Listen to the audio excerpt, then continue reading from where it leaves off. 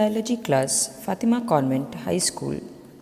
Chapter 8, How Do Organisms Reproduce? Class 10. In the previous session, we understood different methods of asexual reproduction like fission, fragmentation. Now let us see one more method of reproduction, regeneration. Now, the word regeneration means when you are creating something from which is existing. Is it similar to reproduction? You can say to some extent, but not exactly reproduction. Now, in many organisms having differentiated body parts, they have the ability to give rise to new individual organisms from their body parts. That is, if the individual is somehow cut or broken up into any pieces, many of these pieces grow into separate individuals. For example, simple animals like Hydra and Planaria can be cut into any number of pieces, and each species grows into complete organism. This is known as regeneration, which you can see in the given figure. This is the example of Planaria, where the organism is cut into 3 parts. Now each part will grow the missing part over its body. So the head here is growing the body is growing head and tail, and the tail is growing body and head, and new individuals have developed from the existing pieces. So this is called regeneration. Regeneration is carried out by specialized cell. These cells proliferate and make large number of cells. From this mass of cells, different cells undergo changes to become various cell types and tissues. These changes take place in an organized sequence referred to as development. So this is regeneration. However, regeneration is not the same as reproduction, as I told you initially, since most organisms would not normally depend on being cut up to be able to reproduce. Can it happen to our body? No, it is not possible in complex mammals or many other complex animals. So this method is limited to only a few organisms. Let us see the next one now, budding. Bud is defined as a projection protruding out from any given part of the body. That is called a bud. Now certain organisms like Hydra use regenerative cells for reproduction in the process of budding. In Hydra, a bud, as you can see here in the figure, develops as an outgrowth due to repeated cell division at one specific site. This bud develops into tiny individuals and when fully mature, detach from the parent body and become new independent individuals. So you can see here the small bud which started as a very tiny spot started growing and developed into same Hydra as the parent, and this now will get detached from here and start living a separate independent life as the daughter Hydra and then mature. This is called budding. Let us move to further, more methods. Now, vegetative propagation. This is a very important method which is observed in many of the plants which are not bearing flowers or plants which bear flowers but find this propagation easier and faster. Now, vegetative propagation, in simple words, you can understand as when the plant develops a new plant from any other part of the body other than the flowers, it is called as vegetative propagation. It could be from the roots, from the stems, from the leaves, that is, other than the flowers. When it is developing from a flower, it is sexual reproduction. But when it is developing from any other part other than the flower, it is asexual reproduction. Now, there are various advantages of vegetative propagation over the sexual propagation. Now, vegetative propagation is used in layering or grafting method to grow many plants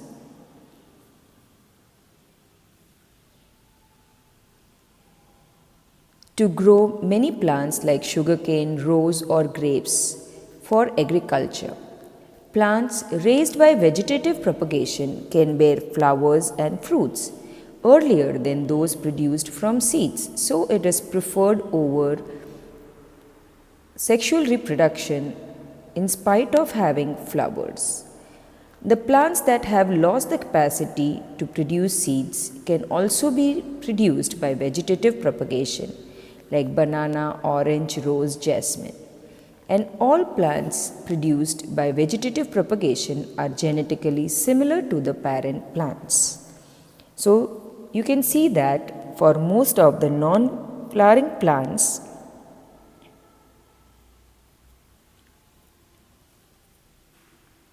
the reproduction occurs by vegetative propagation, and in flowering plants also it occurs by vegetative reproduction because of the following benefits. Now let us read the topic. There are many plants in which parts like roots, stems and leaves develop into new plants under appropriate conditions. Unlike in most animals, plants can indeed use such a mode of reproduction. This property of vegetative propagation is used in the method such as layering or grafting. You must have seen your gardener planting a rose from a stem of the rose, something like this way. And then a new rose plant develops. Instead of planting the seeds, he has planted this type of a stem in the pot and then it develops into a plant. This method can be defined as layering or grafting to grow many plants like sugarcane, rose or grapes for agricultural propagation. You must have seen the pothos plant which might be growing in your house. You just cut any part of it and you just put it in the soil or water, it starts growing. Commonly we call it as money plant. Plant raised by vegetative propagation can bear flowers and fruits earlier than those produced from seeds. Such methods also make possible the propagation of plants such as banana, orange, rose and jasmine that have lost the capacity to produce seeds. So these are the advantages of vegetative propagation. Another advantage of vegetative propagation is that all plants produced are genetically similar enough to the parent to have all its characteristics. So, you can say this is the first point for advantages of vegetative propagation. This can be the second point.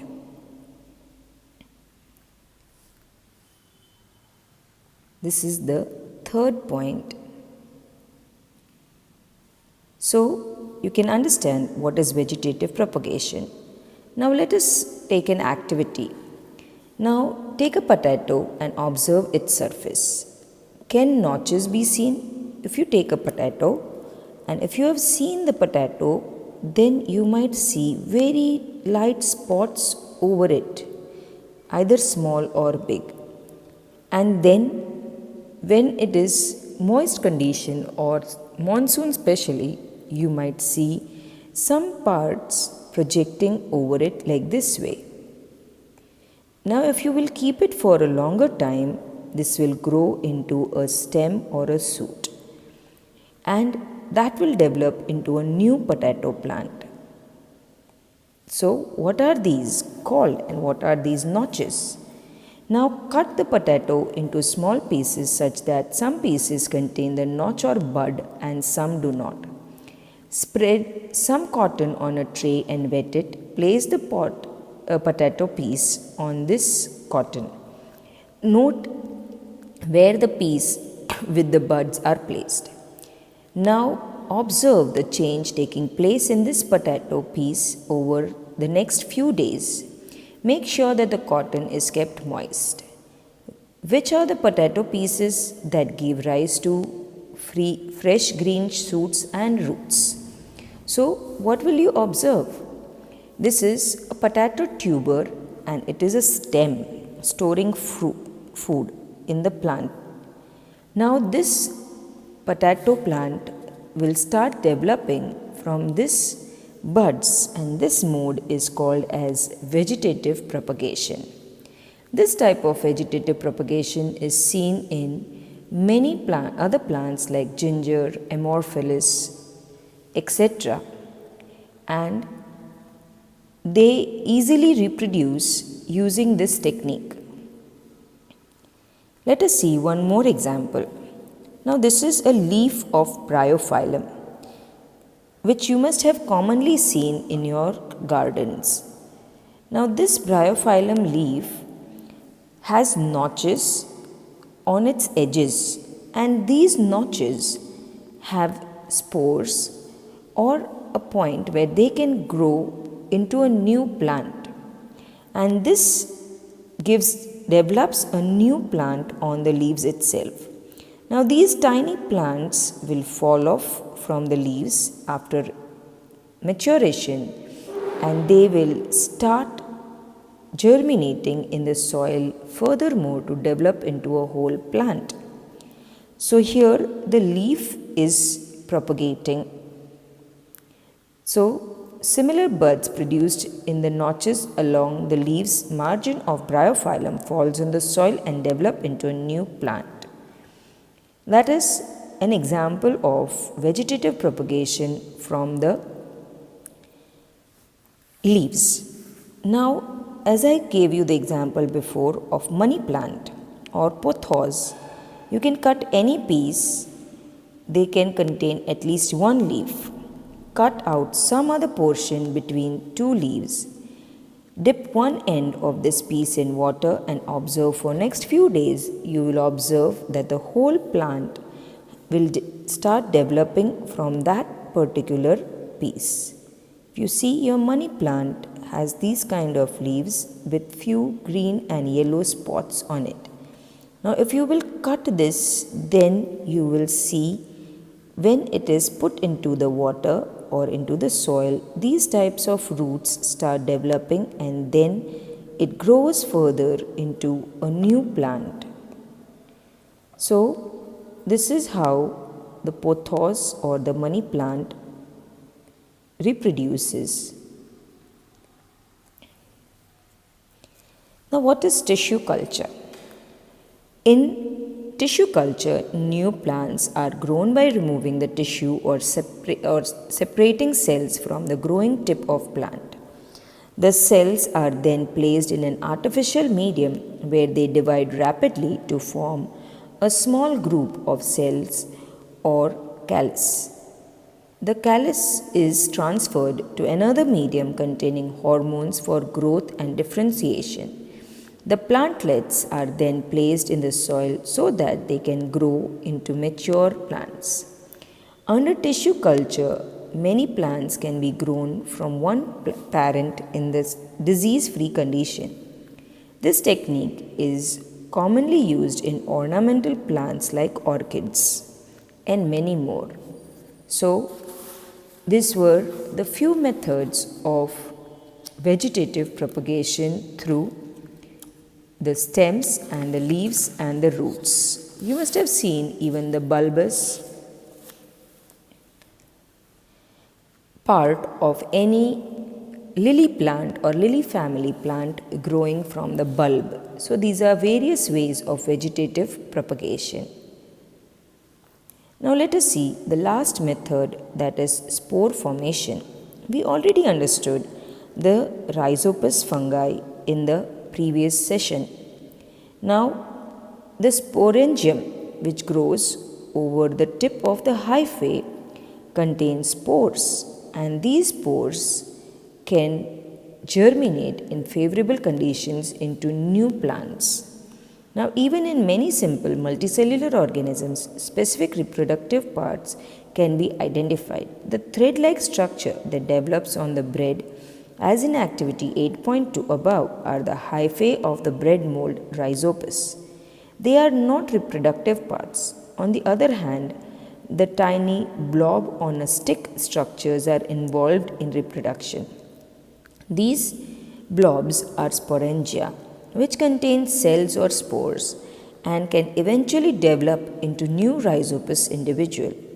The spores are covered by a thick wall that protect them against until they come into contact with another moist surface and can begin to grow. So, we can see how the rhizopus fungi reproduces by spores. Now let us have a little bit of difference between the budding and spore formation or sporulation. These two methods can be compared and contrasted.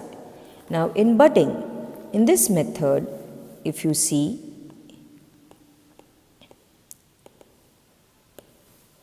a small part of the body of the parent animal grows into a bud.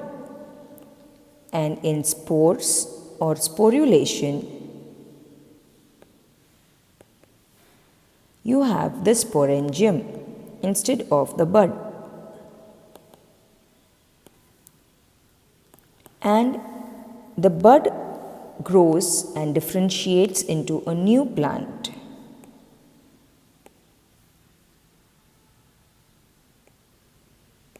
And here in the sporangium, there are spores.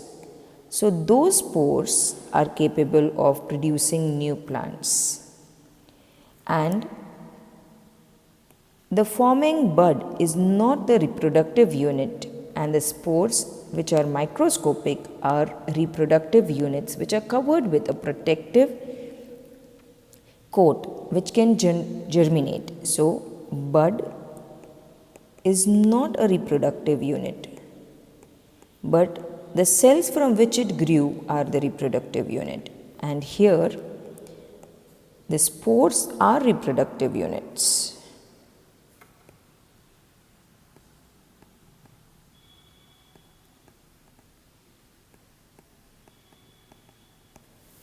So, all the modes of reproduction that we have discussed so far allows new generation to be created from a single individual.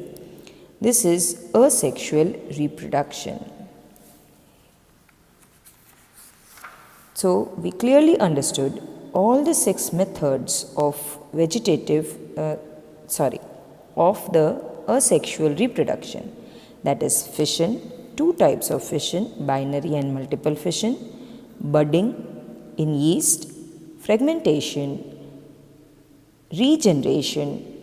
Fragmentation was observed in Spirogyra, regeneration was observed in Planaria, spore formation in yeast or mold rhizopus, and vegetative propagation, which are seen in many non-flowering plants and flowering plants which requires easy growth.